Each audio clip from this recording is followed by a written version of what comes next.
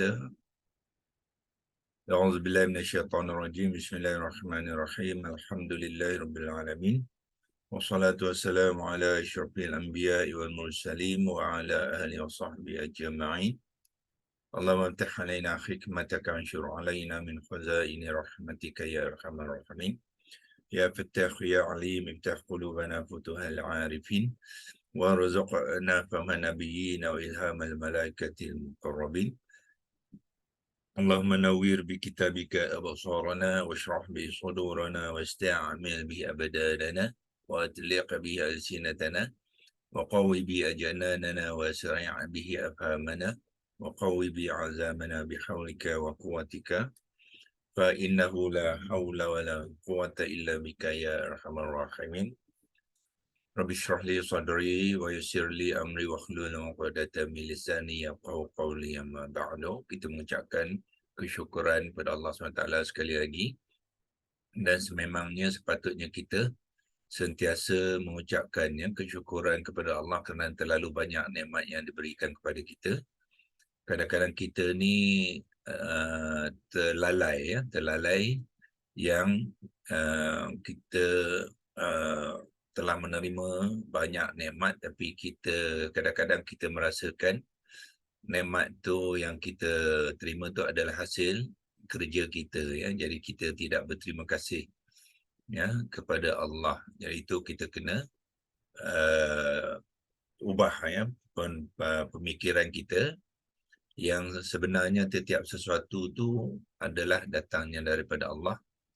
Allah hantar kita ke dunia yang fana ni, Allah sertakan juga kemudahan-kemudahan, kenikmatan-kenikmatan dan keperluan-keperluan untuk kita menjalani hidup kita di bumi ini.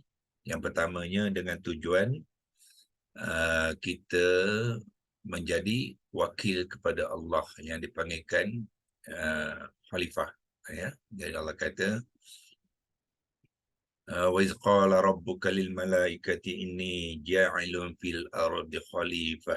Jadi Allah kata kepada malaikat yang aku akan menjadikan di bumi ini khalifah, iaitu manusia. Jadi tujuan Allah menjadikan manusia di muka bumi ini untuk mentadbir bumi ini dan alam sekaliannya bagi pihak Allah. Jadi untuk mentadbir bagi pihak Allah tu kita perlukan panduan manual dia, ya. Manual tu Allah kata wa izqulna ibitu misran fa in isbitu misran qulna bitu minha jami'a fa imma ya'tiyannakum minni hudan faman tabi'a hudaya fala khaufun alaihim wala hum yahzanun. Jadi Allah kata apabila Allah suruh manusia ni ke bumi, jadi Allah sediakan bersamanya iaitu huda, iaitu petunjuk, iaitu Al-Quran. Jadi siapa yang mengambil Al-Quran itu sebagai petunjuk, maka hidup mereka ni aman, tenteram dan tidak banyak kacau bilau. Yang mana Allah mengatakan wala khaufun alaihim wala hum yahzanun, mana tidak ada kebimbangan, tidak ada kerisauan, dan mereka tidak berduka cita, ya. Kerana apa? Sebab jalan yang kita lalui itu kita berpandukan panduan daripada Allah Subhanahu Taala. So masalahnya manusia sekarang apa? Merasakan diri mereka bijak-bijak, ya. Menolak apa yang Allah sampaikan. Jadi mereka menggunakan akal fikiran mereka untuk menentukan hala tuju cara mereka mentadbir bumi ini. Itulah yang banyak sekarang ni berlaku bermacam-macam masalah, ya. Jadi banyaklah yang bercanggah dengan apa yang Allah kata tadi, wala khaufun alaihim wala hum yahzanun, ya. Jadi kita kena balik semula ke pangkal jalan, iaitu fahami huda tu, iaitu Al-Quran itu sebagai huda, dan hayati dalam kehidupan kita keseluruhan, bukannya individu saja, ya, bukannya kita persendirian saja. Keluarga kita nak diajarkan dengan Al-Quran, memahami Al-Quran. Kawan-kawan karib kita ajarkan dia, bawa mereka kepada program-program memahami Al-Quran. Saudara mara kita, ya, kadang-kadang ahli qariah kita ni selalu pergi masjid, tapi kita terdapati ramai daripada ahli qariah kita masih lagi tak faham baca Quran dia. Ya, mereka menumpu dalam khatam banyak kali, tapi kefahaman kurang. Itu pun kita kena nasihatkan mereka dan bawa mereka yang bersama. Begitu juga keseluruhan masyarakat kita sekarang ni zaman internet, zaman digital, tuan-tuan boleh WhatsApp saja walaupun kawan jauh ya. Kita dekat Johor, kawan kita dekat Perlis. Sekarang ni tak payah pergi jumpa dia kat Perlis, WhatsApp dia je.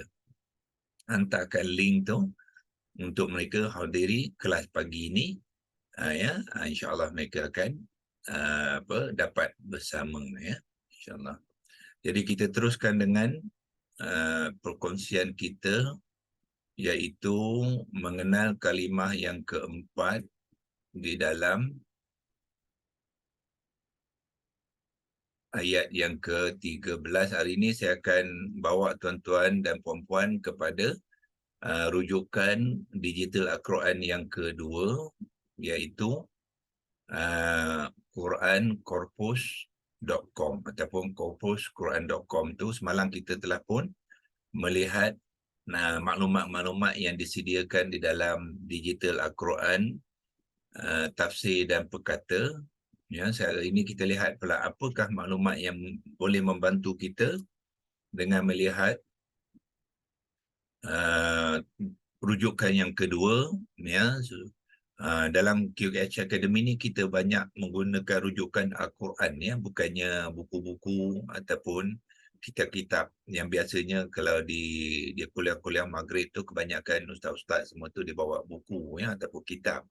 Dan kita sebab kita nak memahami bahasa Al-Quran ni, kita akan rujukan kita adalah Quran itu sendiri ya, dalam bentuk digital ya. Jadi on the screen sekarang ni ialah Quran, juga Quran digital, iaitu qurancorpus.com. Jadi tuan-tuan akan dapat menu sebelah kiri ni tu. Jadi ambil menu word by word tu yang pertama tu, dia keluarlah paparan word by word tu. Kita boleh pergi mencari ayat yang kita bincangkan, iaitu surah Al-Baqarah. Kita ambil surah kedua tu Al-Baqarah dan kita pilih ayat yang ke-13.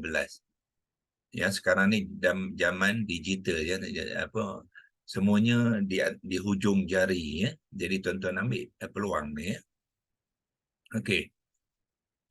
Okey, so sekarang ni ini ayat bermula daripada ayat kalimah pertama wa iza. Kita sudah pun melihat ya maklumat-maklumat ni sebelum ni, dan kita sekarang ni pergi kepada kalimah yang keempat, iaitu minum ya. Minum. So kita tekan sekali lah, tak payah dua kali, tekan sekali, dia akan bawa kita ke ke paparan ni, di mana tuan-tuan akan lihat banyak lagi maklumat yang kita boleh dapati daripada sini, yang kemungkinan di dalam Quran dan tafsir dan perkata tu tidak ada ya. Jadi kedua-dua ni tuan-tuan ya, dia membantu ya. Jangan bergantung pada satu saja. Dan tengok dua-dua sekali ya. Untuk permulaan ni dua-dua rujukan ni sudah mencukupi ya. Sudah mencukupi untuk memberi pengetahuan kepada kita sekurang-kurangnya 90% daripada maklumat yang diperlukan ya bagi kita ni orang awam ya. Kita pembelajaran ni kita bentukkan untuk orang awam macam kita lah ya, termasuk saya sendiri orang awam, bukannya orang yang mempunyai latar belakang bahasa Arab, yang pergi sekolah agama dan sebagainya. Disediakan untuk membantu orang awam ni, maknanya apa? Ahli masyarakat biasa yang tidak pergi sekolah agama lah ya. Ya, kita sekolah Inggeris dulu, sekolah Melayu dan sebagainya. Aliran kita pun bukannya aliran Quran, bukannya aliran syariah ke ya, ataupun bahagian hadis dan sebagainya. Kita aliran orang panggil mainstream, ya. Ada yang aliran sains, ada aliran art, ada aliran commerce, ada aliran history, ya, ada aliran management dan sebagainya. Ini dipanggilkan orang awam, ya. Itu tidak bermakna orang awam macam kita ni tidak boleh menguasai bahasa Al-Quran, tapi dengan kaedah yang QHS ni, banner ni, insyaAllah dia boleh membantu. Setakat ni dia sangat-sangat membantu saya, ya, dan juga beberapa rakan yang rapat dengan QHS Academy. Jadi bermakna tuan-tuan dan puan-puan sekalian juga boleh, ya, melakukannya. Jadi kita lihat, okey, berapa maklumatnya. Pertama sekali, kita dapati yang mana tidak diceritakan di dalam Quran Corpus, Quran tafsir dan perkata tu. Di sini dia beritahu kita jenis dia, iaitu dia kata apa? Fi'il amar. Tu dia, ya.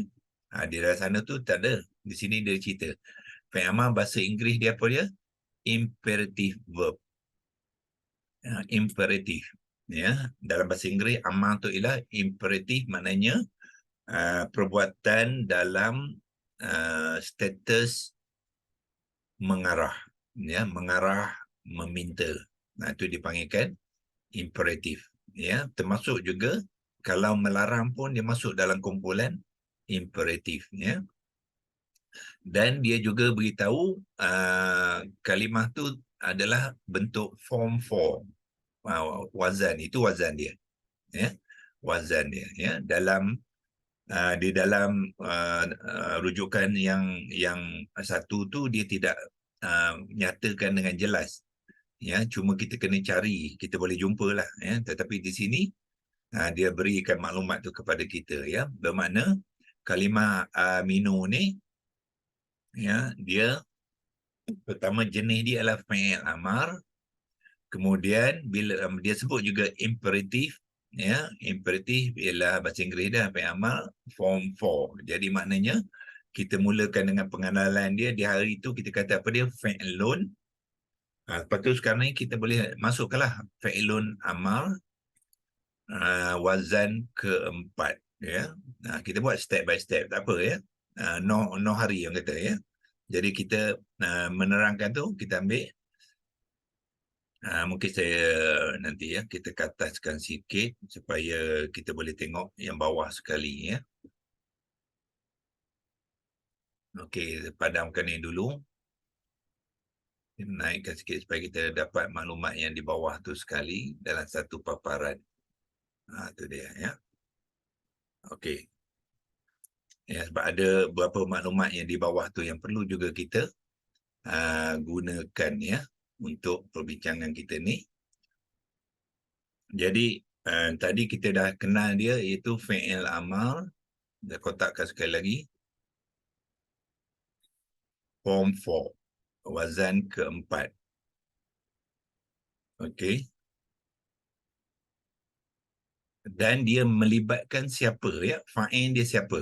Di sini dia kata second person masculine plural, ya. Kalau saya nak tukarkan ke bahasa Melayu pun boleh. Cuba kita try, ya. Translate to Melayu. Okey, ya. Tapi masalah translate ni kadang-kadang dia tidak berapa tepat, tapi tak apalah, ya. Kita cuba, ya. Jadi yang ni tadi kita sudah dapat maklumat, iaitu apa? Dia adalah kata kerja perintah wazan keempat, ya, dan jenis dia adalah fi'il amar. Okey. Kalau kita lihat di bawah tu pun dia bantu juga kita, ya. Bantu di bawah, saya kotakkan mana dia. Ya, tengok sini, dia kata fi'il amar ni dalam Arabnya pun ada membantu, ya. Ini penerangan kepada aminu ni lah, ya.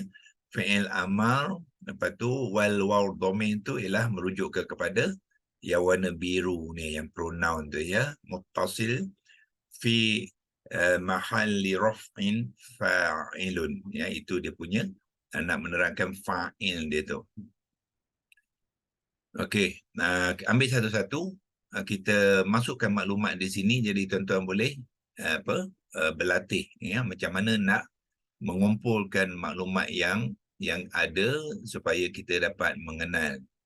Kalimah tu kita letak di sini ya, boleh ke kanan kiri sikit, iaitu fi'lun amar ya, AMR. Kalau dia hamzah hamzah kotak, kita gunakan A saja, tak payah apostrofi. Tetapi kalau ain kita letak apostrofi. Itu cara nak menulis dalam Rumi ya. Contohnya amal kita gunakan apostrofi A, maknanya ain fathah. Tetapi kalau hamzah kotak, kita gunakan A saja tanpa apostrofi, kita sebut dia sebagai ya, amar. Jadi fi'il amal, kemudian tengok di sini amal, lepas tu dia kata apa? Wazan keempat. Masukkan dulu ya tuan-tuan, gunakan ni ya, masukkan maklumat satu-satu untuk membuat penerangan. Kemudian dia kata sini jamak maskulin orang kedua. Ya, jamak maskulin orang kedua, sekali lagi kita kotakkan dia ya. Jamak maskulin orang kedua, apa makna dia? Jamak ialah jamak lah, bahasa Arab pun jamak. Lepas tu maskulin ialah muzakkar, orang kedua ialah mukhatab.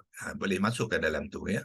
So, kita masukkan dalam maklumat tu jamak, ikut dia pun tak apa, atau lepas tu lepas kita nak susun elok-elok pun kita boleh susun ya.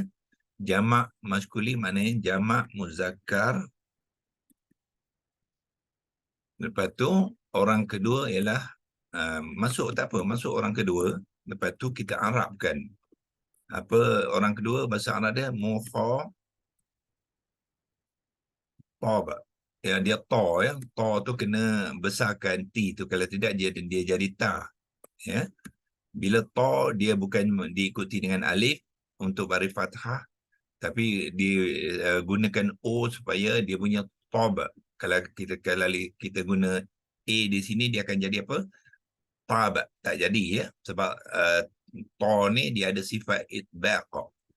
Itbaq dia kena sebut dengan tebal dan penuh ya.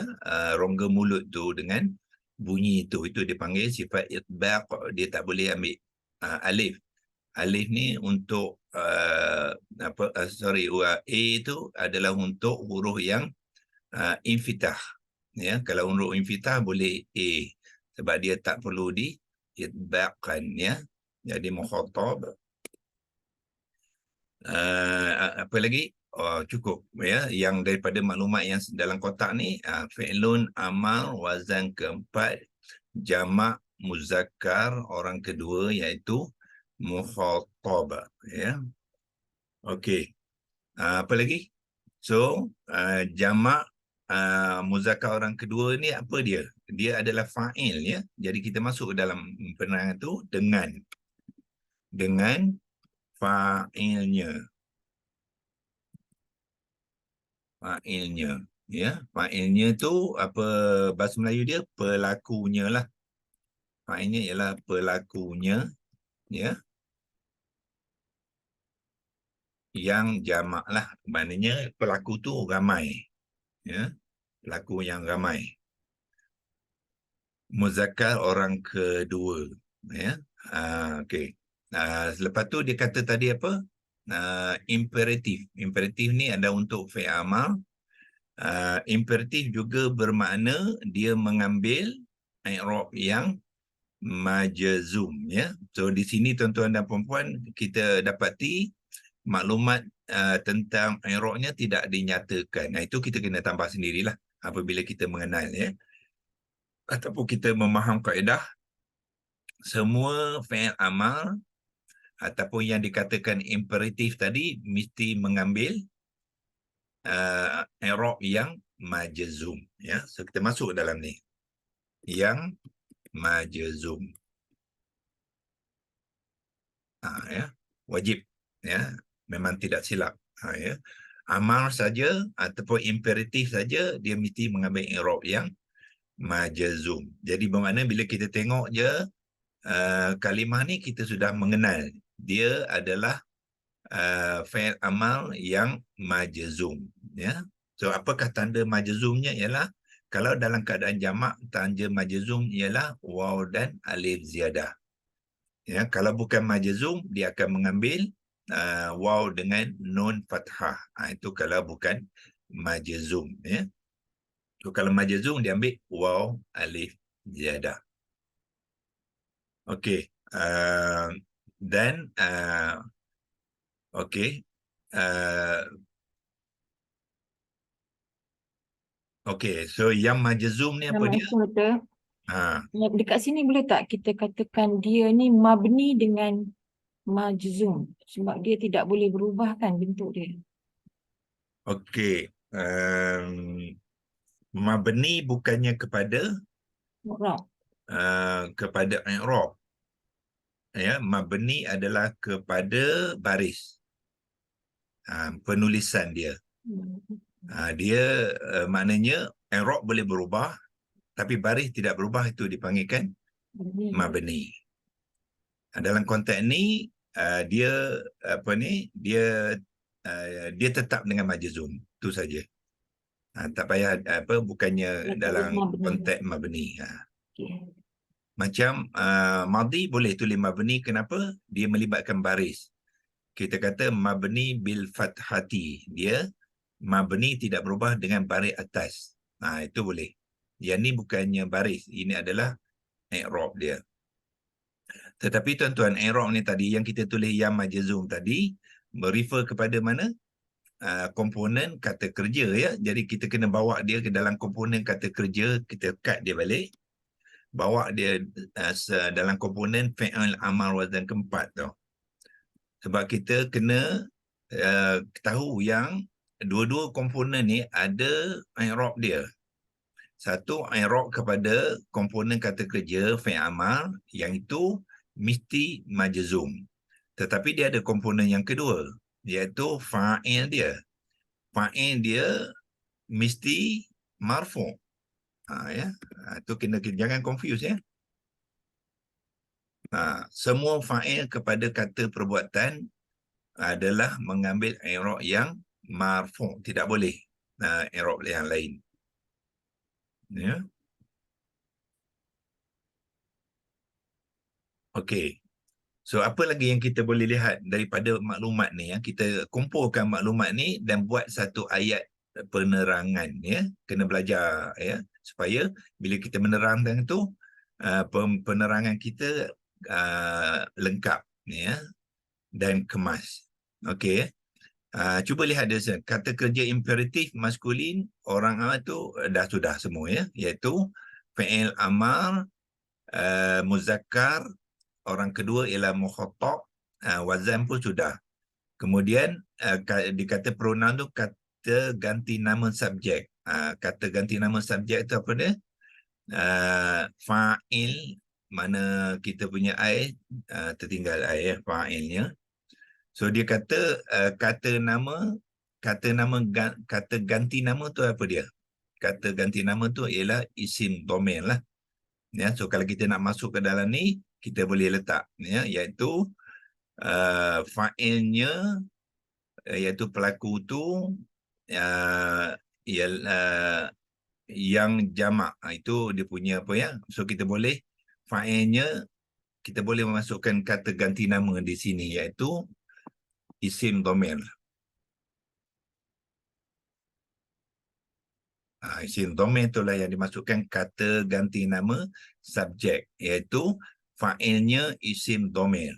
Lepas tu di sini dia tak ada beritahu jamak. Jamak ni ke atas tadi, ya. Mana dia tadi? Di sini, ya. So kita kena tengok apa, ya, maklumat-maklumat tu kumpulkan elok-elok supaya dia membantu kita belajar untuk mengenal, ya. So kita ini boleh besarkan sikit penerangan itu. Ya, itu maknanya dan di sini dia kata wal waw domain. Inilah dia masuk waw domain tu, ya, iaitu isim domain Muttasil. Okey, kita boleh tambah satu lagi iaitu isim dhamir muttasil. Apa dia muttasil tu? Dia melekat, ataupun dia sekali dengan fa'il dengan kata kerja tu dia bercantum. Itulah dia panggilkan muttasil. Ya, fi mahalli raf'in. Ini dalam kedudukan rafa'. Itu bahasa Arab dia lah ya. Dalam kedudukan rafa' maknanya marfu'. Apa yang marfu' tu ialah fa'il tu. Semua kita dah nyatakan dalam penyataan ini ya, yang kira sudah lengkap ya untuk tuan-tuan dan puan-puan belajar ya, memberi penerangan kepada kalimah ni ya. Okey. Doktor, Lepas ni tu doktor, ya, ayat bawah tu kan kata kerja imperatif maskulin orang kedua tu letak kepada amanu, dia bukan kepada kalau dalam ni lah. orang kedua, sorry, apa soalan dia? Dia kalau dalam penerangan dalam uh, Quran ni disebut situ kata kerja imperatif maskulin orang kedua bentuk 4. Dia refer ke amanu ke refer kepada apa fa'ilnya? Dia sebenarnya dia nak menceritakan fi'il amar tu ya. Ya, ya. Fi'il amar tu ada pelaku dia. So itu yang dimasukkan bila dia mengatakan kata kerja imperatif, dia masukkan pelaku dia sekali di dalam kata kerja itu. Oh.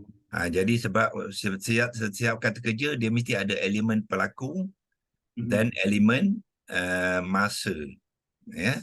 Jadi walaupun dia sini letak dalam V itu, tapi sebenarnya dia merujukkan kepada pelaku, kepada kata kerja itu. Sebab kata kerja kalau tidak ada pelaku dia tergantung ya, dia tak sempurna. Jadi dimasukkan sekali dalam tu. Tapi yang lebih baik ini cara dia ya, tapi kita tak semestinya ikut cara dia. Yang lebih baik ialah kita masukkan dalam ni penerangan pronoun tu, sebab dia merujuk orang kedua ni bukannya perbuatan. Orang kedua tu ialah pelaku kepada perbuatan tu yang warna biru. So sepatutnya yang ni dia masukkan dalam yang ni. Dia itu adalah lebih. Itu cara QHS Academy, kita tak ikut sangat ya. Kita tak semestinya ikut saja apa yang ada. Sebab dia merujuk kepada fa'il, jadi kita masukkan dalam kumpulan fa'il dia ni. Sebab tu ya, kita menceritakan fa'il tu barulah kita ceritakan orang kedua tadi yang ni. Okey. Itu lebih baiklah. Yeah. Ya, rujukan ialah rujukan, ingat ya, tak semestinya kita ikut saja cara dia. Kita buat yang lebih baik daripada dia ya. Kadang-kadang dia tidak ada cerita sini, kita tambah macam majzum ni tidak ada pun cerita kat sini kan. Patutnya dia kena sebut kat sini fi'il amar majzum.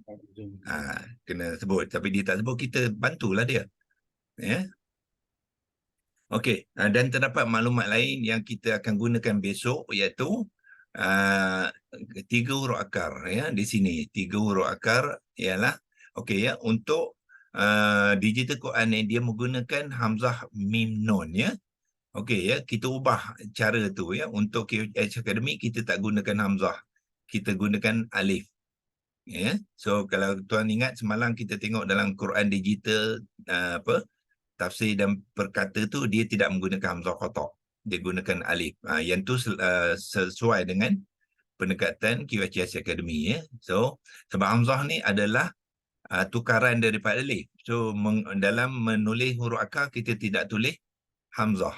Kita tulis di asal ni ialah alif. So alif adalah lebih tepat daripada hamzah. So kalau tuan-tuan hamzah min nun tu lain kali ya, apa saja kalimah kalau dia kata huruf akar hamzah tukarkan kepada alif. Itu cara dia ya. So itu pun kita kena bantu juga dia ya. Kita merujuk tapi jangan orang kata ikut orang kata orang bahasa kampung kata membabi buta, jangan ya. Kita kena mengikut dengan ilmu. Kalau kita tak ada ilmu, kita ikut saja nanti salah jalan pula ya. Dia adalah alif mim nun. Semua huruf akar bermula dengan huruf hijaiyah, alif dan bukannya hamzah. Kalau hamzah tu dalam perkataan ya, bukannya di dalam huruf akar. Okey, yang ni pun diterangkan di bawah. Waw ialah kata ganti nama subjek yang dilampirkan. Lampirkan tu ialah muttasil. So dia gunakan muttasil sini dilampirkan pun boleh jugalah. Ya. Berapa ada tambahan alif yang ada kepala bulat tu? Alif ni dipanggil alif ziyadah. Ya. Dia ada. Bila kita nak menerangkan untuk QHS Academy, kita ambil dua-dua sekali ni sebagai fa'il, bukannya waw saja. Ya, dalam tradisi Arab tradisi dia kata waw saja. Tengok di bawah ni. Wal waw domir. Ya. Nanti dia mengelirukan. Jadi ada soalan macam Haji tanya ni, apa pula alif ziyadah ni? Jadi kita ambil dia sekali. So maknanya bila kita katakan domir ni ialah waw alif ziyadah sekali. Ya, sebab ini dia sentiasa akan datang sekali. Dia tak boleh dipisahkan. So sebab tu kita kena baca dia sekali. Domainnya ialah bukan waw sahaja. Yang berbeza dengan tradisional, dia kata domain tu hanya waw. Yang banyak dalam buku-buku rujukan dia akan menggunakan kaedah macam tu. Jadi untuk orang awam macam kita ni nanti dia akan keliru. Ya? Jadi kita nak menyenangkan kita ambil domain tu ialah sekali. Dia ada komponen yang kedua, waw alif ziyadah ni. Yang ni komponen pertama, kata kerja. Ini komponen yang kedua. Jadi senang untuk kita lah. Ya, kalau kita kata wow saja ikut cara dia ni, nanti ada soalan, dan apa halnya alif ziyadah? Kan susah tu. Jadi kita buat pendekatan yang lebih senang untuk kita melihatnya. Ya. Kalau saya nak bantukan sini untuk kita simpan, sekejap lagi kita kena simpankan dia. Ya, iaitu kita pecahkan kepada dua komponen tu. Iaitu satu komponen min ni, adjust sikit.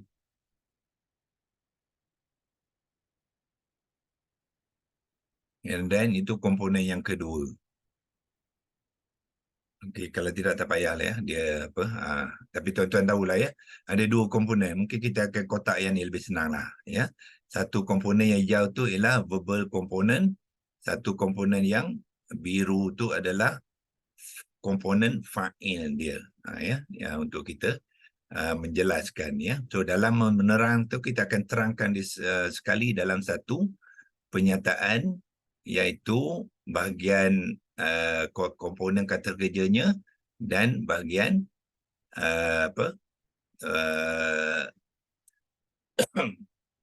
fa'il dia, pelakunya. Kalau kita nak tambah sikit, nak kemaskan pun boleh, iaitu kita beri makna lagi ya, beri makna dia, walaupun kita akan memberi maknanya selepas kita membuat pembentukan kalimah, tapi tak mengapa ya, kita boleh bantu dia supaya dia lebih kenal. Okey, sebenarnya di sini pun dah ada ya, makna ni apa ni ya? Percayalah ya, percayalah. Okey, tetapi ini translate apa ya? Translate Google, percayalah ni. Kita kena bantu dia lah ya. Sekarang dia bukannya wazan ke pertama. Kalau wazan pertama bolehlah percayalah. Tetapi sekarang ni dalam bentuk wazan keempat. Bila wazan keempat, dia sudah impact kepada makna tu sudah bertukar ya. Allah menggunakan wazan keempat kerana bukan nak mengata percayalah, tapi berimanlah. Sebab itu kita kena belajar wazan, kena belajar kenal berwazan ya. Bukan setakat berimanlah sebagaimana dia kata percayalah ni, tetapi dia ada fa'il dia. Jadi kena masukkan sekali. Arahan tu kepada siapa? Berimanlah kamu semua. Ini terjemahan yang lebih tepat ya, daripada kadang-kadang kita baca terjemahan yang dibuat untuk kita. Kadang-kadang terjemahannya tidak berapa tepat sebab kita tak kenal. Jadi kita ikut sajalah. Tapi apabila kita kenal, kita kena bantu ya terjemah-terjemah yang ada tu supaya dia memberikan ketepatan kepada terjemahan itu ya. Jadi aminu dia ada dua komponen, iaitu berimanlah, bukan yang percayalah ya. Jadi berimanlah sebab apa? Bahasa Inggeris dia tak ada iman. Dia belief saja.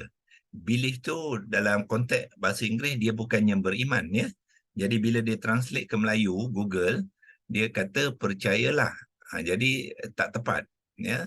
Sebab iman ni hanya Arab saja. Jadi kita gunakan apa ya, perkataan Arab iman tu, ya, yang bukannya maknanya percaya.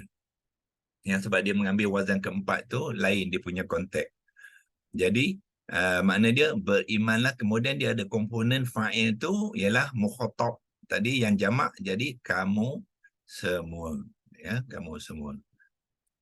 Okey. So saya ingat cukup untuk sekarang kita simpan dia dalam print screen, ya, just in case kalau kita nak gunakan maklumatnya lagi besok, ya, kita dah ada 2 print screen, satu daripada tafsir dan perkata semalam, dan ini daripada korpus sudah ya, sekurang-kurangnya 90% daripada maklumat yang kita perlu itu dah ada di sini, ya, untuk tuan-tuan mengenal kalimah minu. Besok kita akan buat pembentukan kalimah, ya, daripada 3 huruf akar alif min nun. Lepas tu kita akan benakan kata dasar amina, dan kita gunakan acuan, ya, untuk membina fi'il amal wazan keempat, dan seterusnya dia jamakkannya kerana fa'il dia melibatkan orang yang ramai, ya, insyaAllah. Maaf Dr. boleh tanya sikit? Boleh?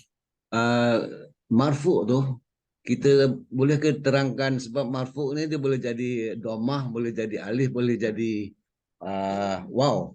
Ada perlu kita sebut marfu' bil waw? Tidak. Dia bukan domah tu yang jadi marfu'nya, waw tu yang jadi marfu' kan Ustaz? Bukan. Status dia. Marfu' ialah status, i'rab ialah status, bukannya baris. Baris hanyalah tanda, ya. Kadang-kadang baris tu tidak menandakan.